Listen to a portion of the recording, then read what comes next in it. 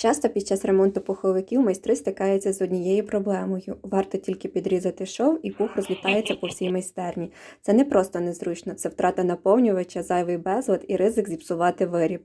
Але є професійні прийоми, які дозволяють працювати акуратно без снігопаду з пуху. Одним із таких секретів я показую у цьому відео. Дивіться до кінця. Перед тим, як зрізати зайве, я прокладаю додаткову укріплюючу строчку. Наприклад, по новій лінії пройми відступаю приблизно 1 см і прокладаю строчку. І тільки після цього акуратно зрізаю припуск. Наповнювач не висипається, робоче місце чисте, а виріб не втрачає об'єм.